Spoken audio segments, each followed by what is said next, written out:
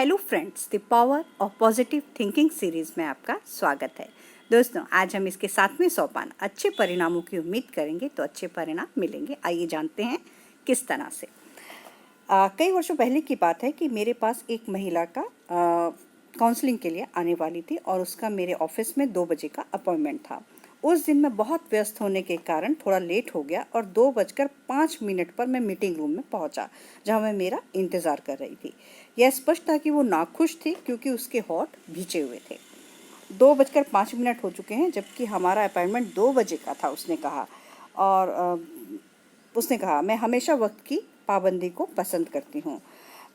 तो मैंने कहा कि मैं हमेशा वक्त का पाबंद होने पर ही विश्वास करता हूँ और मुझे आशा है कि आप इस टाली ना जा सकने वाली देरी के लिए मुझे माफ़ कर देंगी। मैंने मुस्कुराते हुए उस लेडी से कहा, परंतु वह मुस्कुराने के मूड में नहीं थी और उसने कड़क अंदाज में कहा कि मुझे आपसे एक बहुत महत्वपूर्ण समस्या पर चर्चा करनी है। मुझे जवाब चाहिए और मैं आपसे वह जवाब देने की उम्मीद करती हूँ। और फिर उसने मुझ पर अपना अगला वाक्य दागा कि मैं आपसे सीधे सीधे यह कहना चाहती हूँ कि मैं शादी करना चाहती हूँ। तो मैंने जवाब दिया कि यह बहुत ही सामान्य इच्छा है, मैं इसमें आपकी क्या मदद कर सकता हूँ। तो उस लेडी ने कहा कि मैं जानना चाहती हूँ कि मेरी शादी क्यों नहीं हो रही है। हर बार जब भी मेरी किसी आदमी से दोस्ती होती है तो कुछ समय बाद वह तस्वीर से बाहर चला जाता है और मेरे हाथ में शादी का अवसर निकल जाता है। और उसने खुलेपन से बोलते हुए कहा कि मेरी उम्र बढ़ती जा रही है, आप लोगों का अध्ययन करने के लिए व्यक्तिगत समस्या क्लिनिक चलाते हैं और आपको कुछ अनुभव है। मैं सीधे से आपके सामने अपनी समस्या रख रही हूँ, मुझे बताएं कि मैं शादी क्यों नहीं कर पा रही हूँ। तो मैंने उसकी तरफ गौर से देखा, उसका अध्ययन किया कि क्या वह उस तरह की महिला है जिससे मैं साफ साफ बात कर सकूं, क्योंकि अगर वह सचमुच जवाब चाहती है तो कुछ बातें कहना ज़रूरी थी। अंततः मैंने निर्णय लिया कि उसमें इतनी क्षमता थी कि वह उस दवा को गटक लेगी जिसे मैं देना ज़रूरी था, ताकि वह अपनी व्यक्तित्व की कठिनाइयों को सुधार सके। इसलिए मैंने कहा, अब हम स्थिति का विश्लेषण करें। स्पष्ट रूप से आप में काफ़ी बुद्धि है और आपका व्यक्तित्व आकर्षक है, और अगर मैं कहूँ तो आप बहुत ही सुंदर महिला हैं। यह सभी बातें सच थी। मैं ईमानदारी से उसकी जितनी तारीफ कर सकता था मैंने उन सब के लिए उसे बधाई दी। परंतु फिर मैंने कहा कि मैं सोचता हूँ कि मैं आपकी कठिनाई को जान गया हूँ और वह यह है, आपने मुझे आड़ो हाथ लिया क्योंकि मैं अपॉइंटमेंट के लिए 5 मिनट लेट हो गया था। आपने मेरी गलती को कुछ ज़्यादा ही गंभीरता से लिया। क्या आपको कभी यह नहीं लगा कि आपका नज़रिया एक बड़ी गंभीर गलती दर्शाता है? मुझे लगता है अगर आप हमेशा अपने पति के साथ इतनी सख्ती से पेश आएंगी तो उसके सामने बहुत मुश्किलें आएंगी। सच तो यह है कि आप उस पर इतना हावी हो जाएंगी कि अगर आपकी शादी हो भी जाए तो भी आपका वैवाहिक जीवन बहुत दुखमय रहेगा। प्रेम शक्ति में नहीं रह सकता। फिर मैंने कहा, आप में अपने होठों को भींचने की आदत है जो दबंग व्यक्तित्व का सूचक है, और मैं आपको बता दूं कि औसत पुरुष यह नहीं चाहता कि उसकी पत्नी उस पर हावी हो जाए, कम से कम तब जब उसे यह बात पता हो। फिर मैंने आगे कहा, मुझे लगता है अगर आप अपने चेहरे की इन सख्त लाइनों को दूर हटा दें तो आप बहुत ही आकर्षक महिला बन जाएंगी। आपके अंदर थोड़ी नरमी होना चाहिए, थोड़ी सी कोमलता, और यह लाइनें इतनी सख्त है कि यह नर्म नहीं हो सकती। फिर मैंने उसकी ड्रेस को देखा जो स्पष्ट रूप से बहुत महंगी थी परंतु उस पर जम नहीं रही थी, और मैंने कहा, यह मेरे क्षेत्र में तो नहीं आता और मुझे आशा है कि आप इस बात को अन्यथा नहीं लेंगी, परंतु आपको इस ड्रेस को थोड़ा ढीला पहनना चाहिए। मैं जानता था कि मेरा वर्णन थोड़ा अजीब था, परंतु उसने इस बात को हंसकर लिया और वह जोर से हंसी। उसने कहा, आप स्टाइल वाली शब्दावली का प्रयोग तो नहीं कर रहे हैं, परंतु मैं आपकी बात समझ गई हूँ। फिर मैंने सुझाव दिया, शायद आपको अपने हेयर स्टाइल बदलने की भी ज़रूरत है। आपके बाल थोड़े ज़्यादा ही तैरते हुए से हैं।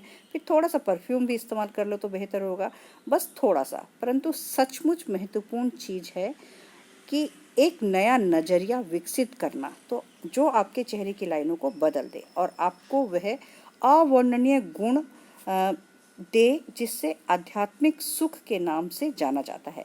मुझे विश्वास है कि यह आप में आकर्षक और सुंदरता उत्पन्न कर देगा।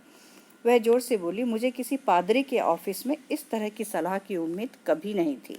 तो मैंने हंसते हुए कहा कि नहीं, मुझे लगता है आप सही हैं, परंतु आजकल हमें मानवीय समस्याओं के पूरे क्षेत्र को देखना होता है। फिर मैंने उसे ओहियो वेस्टफेलन यूनिवर्सिटी के अपने पुराने प्रोफेसर के बारे में बताया, जिसका नाम रॉली वॉकर था, जिसने कहा था कि ईश्वर एक ब्यूटी पार्लर चलाता है।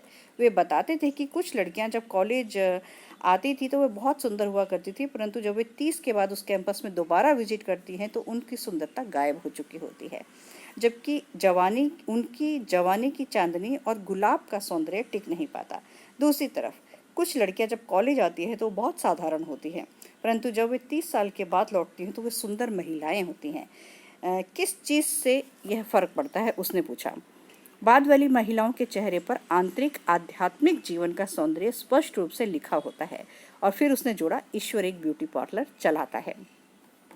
इस युवा महिला ने कुछ मिनट तक मेरी बातों के बारे में सोचा और फिर कहा, आपने जो कहा उसमें काफ़ी सच्चाई है, मैं इसे आजमा कर देखूंगी। यहाँ पर उसका दृढ़ व्यक्तित्व काम आया, क्योंकि उसने सचमुच उसे आजमा कर देखा।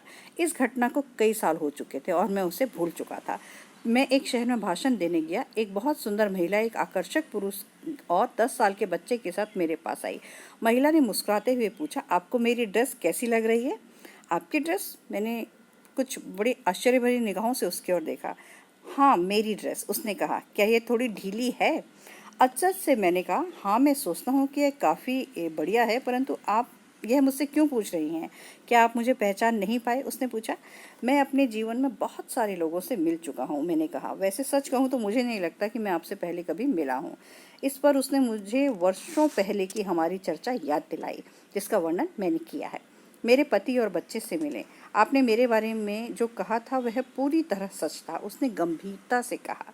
जब मैं आपसे मिलने आई थी तो मैं बहुत ही कुंठित और दुखी रहा करती थी, परंतु मैंने आपके द्वारा सुझाए सिद्धांतों पर अमल किया। मैंने सचमुच ऐसा किया और इन्होंने जादू कर दिया।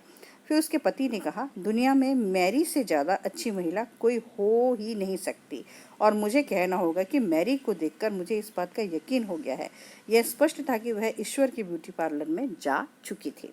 न सिर्फ अब उसने आंतरिक आत्मा में थोड़ी सी नरमी और परिपक्वता का अनुभव किया, बल्कि उसने अपने अंदर मौजूद एक महान गुण का उचित उपयोग किया, यानी वह पाने की प्रबल इच्छा शक्ति जो वह चाहती थी।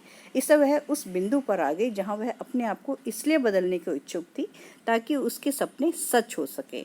उनमें वह मानसिक गुण था जिसके द्वारा वह अपने आप को संभाल सकती थी, और उसने आध्यात्मिक तकनीकों का इस्तेमाल किया। उसमें एक गहरी और सीधी साधी आस्था थी कि वह दिल से जो चाहती थी उसे उचित रचनात्मक और सकारात्मक तरीकों से हासिल किया जा सकता है।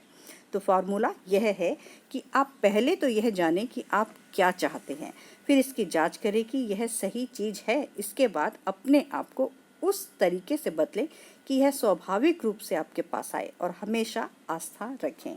विश्वास की रचनात्मक शक्ति द्वारा आप उस परिस्थितियों को प्रेरित करते हैं जो आपकी इच्छा को पूरा करने से संबंधित घटनाओं को जन्म देती है।